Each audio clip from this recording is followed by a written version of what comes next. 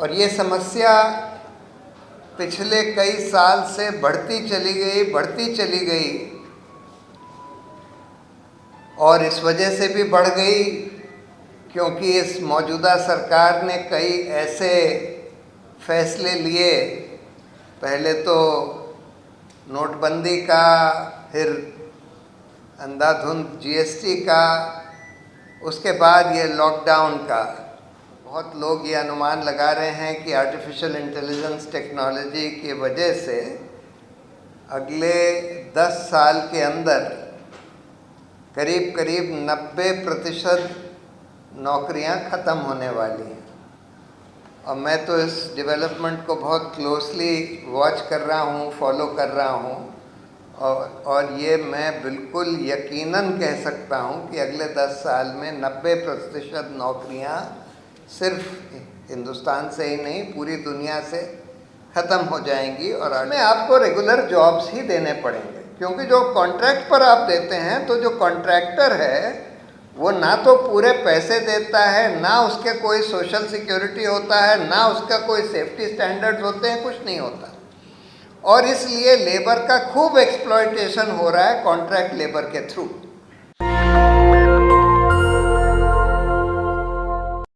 देखिए, देश में तो बहुत सारी समस्या हैं, तरह तरह की समस्या हैं, लेकिन एक ऐसी समस्या है जो कि सबसे बड़ी समस्या होने के बावजूद एकदम सेक्युलर समस्या है, जो सारे धर्मों को, सारी जातियों को, सब लोगों को सामान्य तरीके से अफेक्ट करती है। वो बेरोजगारी की समस्या है। और ये समस्या पिछले कई साल से बढ़ती चली गई और इस वजह से भी बढ़ गई क्योंकि इस मौजूदा सरकार ने कई ऐसे फैसले लिए। पहले तो नोटबंदी का, फिर अंधाधुंध जीएसटी का, उसके बाद ये लॉकडाउन का। वैसे तो खैर इस सरकार को, जैसे आप लोगों को पता है, इस सरकार की कोई इसमें इच्छा है ही नहीं कि इस समस्या से डील किया जाए, निपटा जाए, इसको कम किया जाए।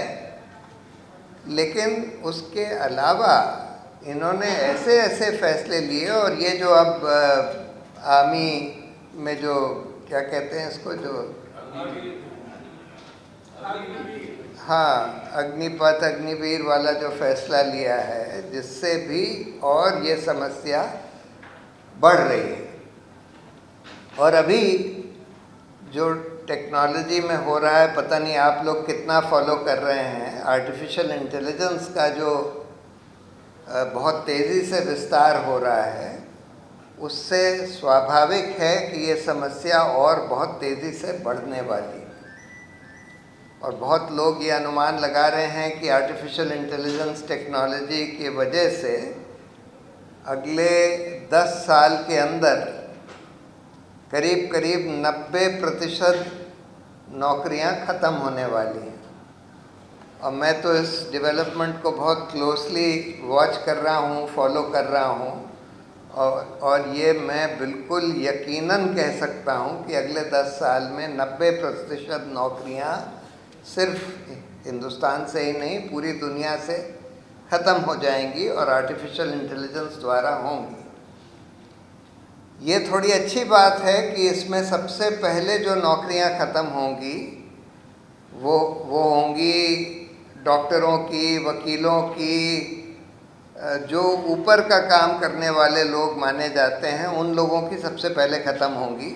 और जो लोग हाथ से काम करते हैं उन लोगों की सबसे आखिर में ख़त्म होंगी आर्टिफिशियल इंटेलिजेंस के चलते हुए, क्योंकि इसमें सबसे ज़्यादा तेज़ी से प्रगति हो रही है डिजिटल इंटेलिजेंस में, और उससे थोड़ा कम तेज़ी से प्रगति हो रही है मैकेनिकल रोबोट्स में, जो हाथ से काम कर सकें। तो हाथ से काम करने वालों की नौकरियां सबसे आखिर में जाएंगी, लेकिन जो दिमाग से काम करते हैं उन लोगों की नौकरियां जो हैं सबसे पहले ख़त्म होने वाली हैं, और बहुत जल्द होने वाला है। बहुत सारा तो ऑलरेडी हो रहा है और बहुत सारा अगले 5, 6, 7 साल में होने वाला है। और मेरा तो खैर ये मानना है कि 10 साल के अंदर ऐसी स्थिति बन जाएगी जहाँ पर आर्टिफिशियल इंटेलिजेंस ही हमारी सोसाइटी का कंट्रोल अपने हाथ में ले लेगी, हमारी सोसाइटी का, हमारे प्लैनेट का कंट्रोल अपने हाथ में ले लेगी। बहुत सारे लोग ये मानते हैं कि उससे तो इंसानों को बड़ी तकलीफ़ हो जाएगी, हो सकता है वो हम सबको मार ही दें वगैरह वगैरह। मैं उसको नहीं मानता, क्योंकि मैं ये मानता हूँ कि जो इंटेलिजेंस का सबसे पहला प्रमाण जो होता है वो ये होता है कि कोई भी इंटेलिजेंट आदमी ये समझता है कि दूसरे को, किसी को नुकसान पहुंचाने से आप अपना भला नहीं कर सकते, दूसरे से कोऑपरेट करने से ही सबसे ज़्यादा भला कर सकते हैं। तो मेरा तो खैर निजी मानना ये है, मैं माइनॉरिटी में हूँ, कि ये जो आर्टिफिशियल इंटेलिजेंस आ रही है और जो 10 साल के अंदर मेरा मानना है कि हमारी सोसाइटी, हमारे पूरे विश्व को कंट्रोल करेगी, नियंत्रित करेगी, इससे मेरा मानना है कि हम लोगों को कोई नुकसान नहीं होने वाला। शायद वो इंसानों ने जिस तरह से मैनेज किया है पृथ्वी को और सोसाइटी को, उससे वो लोग बेहतर ही मैनेज करेंगे। लेकिन अभी कुछ साल के अंदर ही बहुत ज़बरदस्त अनएम्प्लॉयमेंट बढ़ने वाला है इसके कारण। इस सरकार ने जो किया है वो तो एक बात है, तो इसलिए ये एक ऐसी समस्या है जिससे जूझने के लिए हमको इवेंचुअली, जब सिर्फ 10% लोगों के पास ही नौकरियां रह जाएंगी या 5 से 10% लोगों के पास, और 90% अनएम्प्लॉयड हो जाएंगे, तो क्या करेंगे? तो आपको यूनिवर्सल बेसिक इनकम प्रोवाइड करनी पड़ेगी कि हर एक जने को एक मिनिमम बेसिक इनकम, हर एक इंसान को मिनिमम बेसिक इनकम सरकार के द्वारा या जो भी अथॉरिटी है उसके द्वारा प्रोवाइड करी जाए। आर्टिफिशियल इंटेलिजेंस अगर रूल करेगी तो वो भी यही प्रोवाइड करेगी। तो जो एक हम लोग जो डिमांड कर रहे हैं कि भाई रोज़गार के अधिकार का कानून बनाइए, ये तो ऐसी चीज़ है कि उसके बगैर तो अब हमारी व्यवस्था चल ही नहीं सकती, आगे चल के उसके बगैर ये व्यवस्था चल ही नहीं सकती। और उसकी एक शुरुआत अब राजस्थान सरकार के द्वारा करी जा रही है। एक्चुअली नरेगा का जो कानून बनाया गया था वो यही सोच के बनाया गया था, दो वो थोड़ा लिमिटेड था कि भाई रोज़गार की बहुत बड़ी समस्या होती जा रही है, और इसको देखते हुए कम से कम जो लोग गांव में रहते हैं, जो रूरल हाउस होल्ड्स हैं, उसमें एक फैमिली में से एक आदमी को कम से कम साल में 100 दिन की नौकरी मिल सके न्यूनतम मजदूरी पर। अब हम लोग जो कह रहे हैं कि रोज़गार के अधिकार का कानून, वो एक तरह से इस नरेगा का ही बिल्कुल एक्सपैंडेड वर्जन है। यानी कि 100 दिन के बजाय हम कह रहे हैं कि पूरे साल, रूरल के बजाय हम कह रहे हैं कि सब लोगों को, रूरल अर्बन सबको, फैमिली में एक जने के बजाय हम कह रहे हैं सारे एडल्ट्स को। यानी कि हर एक एडल्ट को पूरे देश में कम से कम न्यूनतम मजदूरी पर रोज़गार का अधिकार होगा। और अगर उसको रोज़गार नहीं दिया जा सकता न्यूनतम मजदूरी पर भी, तो उसको कम से कम उसका आधा अनएम्प्लॉयमेंट अलाउंस मिलना चाहिए। तो ये तो ऐसी चीज़ है जिसके बगैर आगे व्यवस्था हिंदुस्तान में क्या, दुनिया में कहीं पर भी चल ही नहीं सकती। ये हम लोगों को अच्छी तरह से समझ लेना चाहिए। ये सिर्फ एक हमारा बेसिक आर्टिकल 21 की डिमांड देखिए। आर्टिकल 21 राइट टू लाइफ को सुप्रीम कोर्ट ने बोला है। राइट टू लाइफ का ये मतलब नहीं है कि सिर्फ जानवर की तरह आप जी सकें। उसका मतलब ये है कि आप डिग्निफाइड लाइफ लीड कर सकें, और डिग्निफाइड लाइफ के लिए कम से कम एक बेसिक इनकम की ज़रूरत है, एम्प्लॉयमेंट की ज़रूरत है। एम्प्लॉयमेंट अगर मिल सके तो बहुत अच्छी बात है, नहीं तो एक मिनिमम बेसिक इनकम आपकी होनी चाहिए डिग्निफाइड लाइफ के लिए। तो ये तो आर्टिकल 21 का हमारा मौलिक अधिकार है।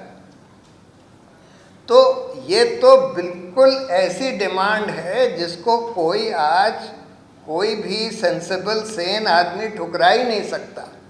जो लोग ये कहते हैं कि भाई इसका पैसा कहाँ से आएगा, इतना पैसा कहाँ से आएगा कि भाई हम सब लोगों को न्यूनतम मजदूरी पर रोज़गार दे सकें या कम से कम उसका आधा अनएम्प्लॉयमेंट अलाउंस दे सकें, बिल्कुल गलत बात कहते हैं। क्योंकि इसका पैसा तो बहुत आसानी से कई तरीके से निकाला जा सकता है।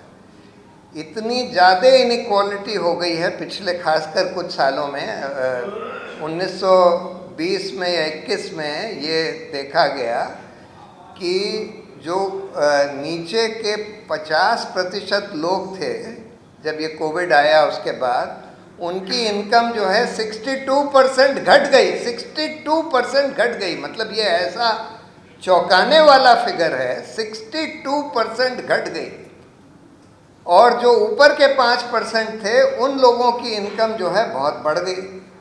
इतनी ज़्यादा इनइक्वालिटी हो गई है कि अगर आप 1% वेल्थ टैक्स भी लगा दें, एनुअल वेल्थ टैक्स 1% लोगों की असली वेल्थ के ऊपर, और 30% एस्टेट ड्यूटी लगा दें, जो कि ज़्यादातर देशों में होती है। यानी कि जब किसी की मौत होती है तो उसकी वेल्थ सारी के सारी उसके बच्चों के पास ना चली जाए, उसमें से कम 30% स्टेट के पास आ जाए।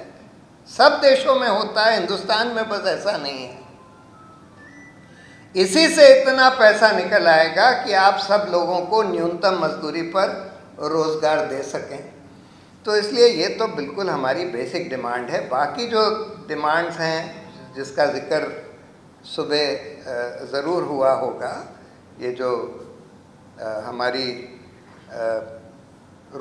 भारत रोज़गार संहिता की जो बाकी डिमांड्स हैं कि भाई आप सरकार के जो रिक्त पद हैं उनको जल्दी से भरिए, आप पब्लिक सेक्टर में अंधाधुंध प्राइवेटाइजेशन नहीं करिए। अब देखिए, पब्लिक सेक्टर में 2 सेक्टर्स ऐसे हैं जिसमें निजीकरण नहीं होना चाहिए। ये हम लोग को बात अच्छी तरह से ठीक से समझ लेनी चाहिए। मैं ये नहीं कहता हूँ कि पब्लिक सेक्टर का निजीकरण हो ही नहीं सकता। अगर पब्लिक सेक्टर कुछ ऐसे सेक्टर्स में है, जैसे मान लीजिए जूते बनाने की कंपनी है, कपड़े बनाने की कंपनी है, मान लीजिए वो पब्लिक सेक्टर में है। जूते बनाने और कपड़े बनाने की कंपनी ऐसी है कि उसमें पब्लिक सेक्टर को होना ज़रूरी नहीं है, उसका आप निजीकरण कर सकते हैं, सरकार उससे हट सकती है। क्योंकि जूता और कपड़े बनाने की बहुत सारी कंपनियां हैं, उनमें खूब अच्छा कंपटीशन है और उसमें कोई ऐसे सब्सिडाइज करने की ज़रूरत नहीं है।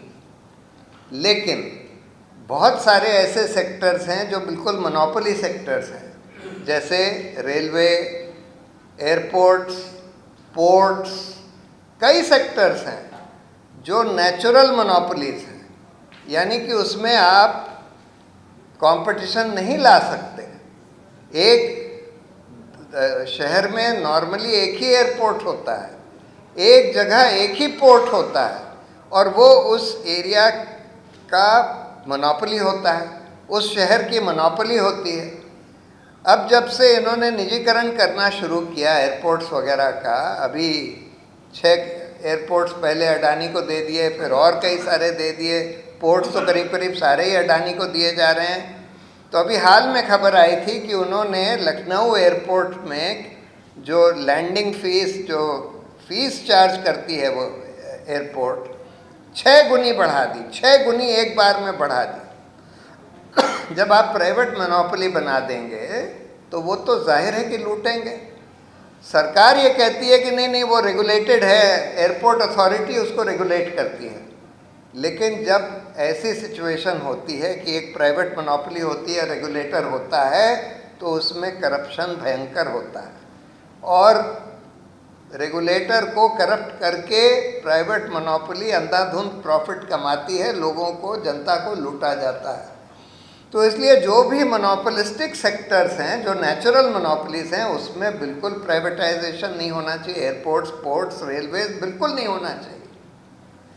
और दूसरा, कुछ ऐसे सेक्टर्स होते हैं जहाँ पर सब्सिडी की ज़रूरत होती है, वहाँ प्राइवेट कंपनियाँ भी हो सकती हैं।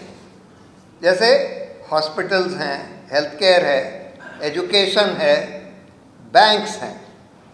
अब प्राइवेट स्कूल्स हो सकते हैं, प्राइवेट हॉस्पिटल्स हो सकते हैं, लेकिन क्योंकि न्यूनतम एजुकेशन और न्यूनतम हेल्थ केयर प्रोवाइड करने का दायित्व सरकार का होना चाहिए और है, इसलिए जो कमांडिंग हाइट्स हैं एजुकेशन सेक्टर के, हेल्थ सेक्टर के और बैंकिंग सेक्टर के, इन कमांडिंग हाइट्स पर हमारा पब्लिक सेक्टर होना चाहिए। जो अभी किया जा रहा है कि भाई धीरे धीरे करके सरकार एजुकेशन से निकल जाए, सब प्राइवेट कंपनियों को दे दिया जाए, प्राइवेट यूनिवर्सिटीज़ बना दी जाए, प्राइवेट स्कूल्स को दे दिया जाए, हेल्थ केयर से निकल जाएं, सब प्राइवेट हॉस्पिटल्स वगैरह बना दिए जाएं, अब तो खैर प्राइवेट मेडिकल कॉलेजेस वगैरह भी, बैंक से निकल जाएं, एक एक करके बैंक्स का प्राइवेटाइजेशन किया जा रहा है। तो ये बिल्कुल गलत है, क्योंकि मेन दायित्व इन सेक्टर्स में सरकार का है। तो इसलिए ये हमारी तीसरी डिमांड है। दूसरी डिमांड तो आपको बता ही दी कि भाई सारे जितने रिक्त पद हैं, सरकार जो अभी 1 करोड़ से ज़्यादा रिक्त पद हैं सरकार में सारी सरकारों में, पब्लिक सेक्टर का मिलाकर 1 करोड़ से ज़्यादा, और ये भरे नहीं जा रहे, और भरे भी जाते हैं कभी कभी तो खूब बेईमानी हो रही है। तो इसीलिए एक उसका टेम्पलेट बनाया गया है कि भाई किस तरह से आप उनमें भर्ती कर सकते हैं जिसमें बेईमानी ना हो और जल्दी से 6 महीने के अंदर सारी भर्तियां हो जाएं जितने रिक्त पद बचे हैं। और चौथा डिमांड जो है वो कॉन्ट्रैक्ट लेबर का।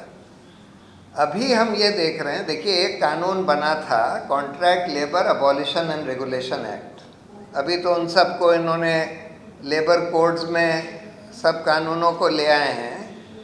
उसका मकसद बड़ा सिंपल था कि जो परमानेंट जॉब्स हैं, पेरेनियल जॉब्स हैं, वो आप कॉन्ट्रैक्ट पर नहीं दे सकते, उसमें आपको रेगुलर जॉब्स ही देने पड़ेंगे। क्योंकि जो कॉन्ट्रैक्ट पर आप देते हैं तो जो कॉन्ट्रैक्टर है वो ना तो पूरे पैसे देता है, ना उसके कोई सोशल सिक्योरिटी होता है, ना उसका कोई सेफ्टी स्टैंडर्ड्स होते हैं, कुछ नहीं होता। और इसलिए लेबर का खूब एक्सप्लॉयटेशन हो रहा है कॉन्ट्रैक्ट लेबर के थ्रू। और अब तो हम देख रहे हैं कि सरकार जो है टीचर्स के जॉब्स भी कॉन्ट्रैक्ट पर दे रही है। अंधाधुंध कॉन्ट्रैक्चुअलाइजेशन हो रहा है नौकरियों का। तो ये सब बंद होना चाहिए, जो कि एक एक्सप्लॉयटेशन का ज़रिया बन गया है। तो